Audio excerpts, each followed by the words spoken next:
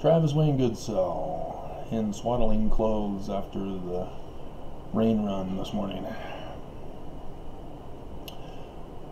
There's a disturbing news article as I'm going over the news from the weekend on YouTube, ABC 4 News Utah.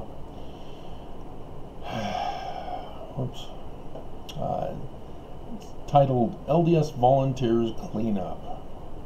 Now, that's not the disturbing part. That's great that Mormons in the various communities rise up to help people during disasters. This was Hurricane Laura, that Mormons have risen to help. But what's disturbing is that ABC4 Utah is covering this. Laura is not in Utah. This is not a state news thing. This is just Mormons over in the Louisiana area who are stepping up, volunteering to help. The church supposedly sent supplies, which is their typical, here's a truckload of food that'll last you one meal.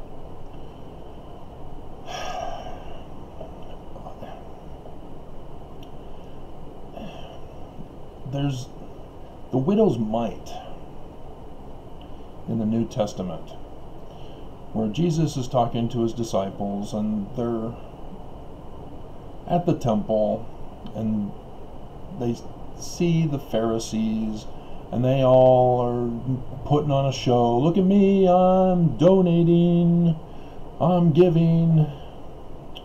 And Jesus condemns that. And then the widow comes. Nobody notices, nobody cares, and she puts in all she has to donate. And Jesus says she gave more. It's a percentage thing, because obviously she didn't give more.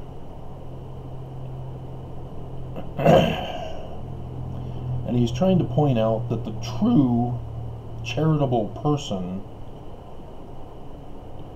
is the one who makes the greater sacrifice. And so when the church is in the news doing a token amount that they do for everybody around the world,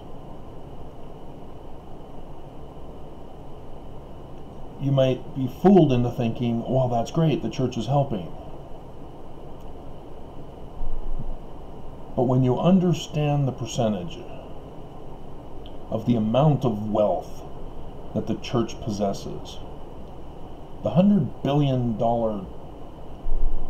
tax or tithing scandal that happened in December of last year, which the Business Insider was then able to take from that and find out their $40 billion in portfolios that the guy was talking about in addition to the $100 billion. And this is just for one investment company of the church. They have over a dozen investment companies.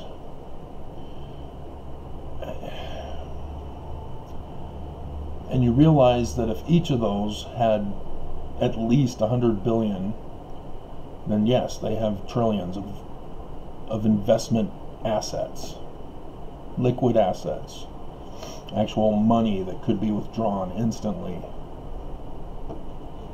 And that's not talking about selling all their property and then the amount of assets that involves. And you realize that the token amounts that they give, Elder Oaks was interviewed in 2016 saying to the Deseret News that the church gives an average of $40 million a year. Nelson then comes out in a conference, I think last year, I don't think it was this year, talking about the $2 billion in the LDS Charities. Well, if you don't know about the LDS Charities, that was formed way back when. And when you hear about way back when, that's when they were talking about $2 billion being donated up front. And so for all these years later, for Nelson to say, oh yeah, we've donated $2 billion from our LDS charities. Well, first of all, it was all donation. None of it was from the church's investments. And as the church informs us, any money they do receive from any of their corporations or businesses of the corporation gets invested into an investment company. And so $2 billion would have had 10% set aside for an investment company. And so the church is just fraudulently deceiving us like the Pharisees were. Putting on a show, see how great we are, we're giving, we're donating, and it's other people's money, and it's 0.00000 in the amount that they do actually give from what they can give. Because if the church were to give like the widow gave,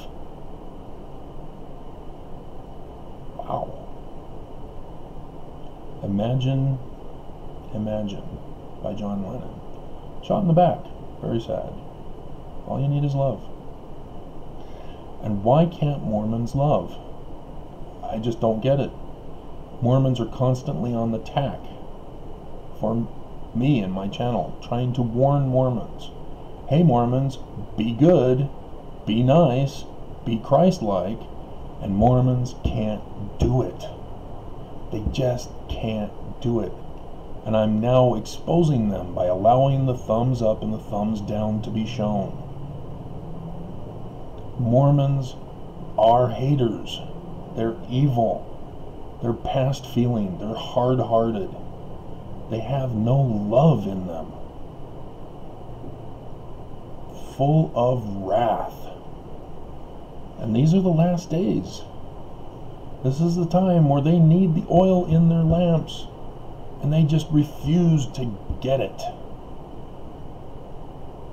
You know, the foolish virgins at least make the attempt to get the oil at the last minute, even though they fail. Mormons aren't even attempting to get the oil at the last minute. They're purposely not, they're living in darkness. Purposely living in darkness, thinking that that makes their church true.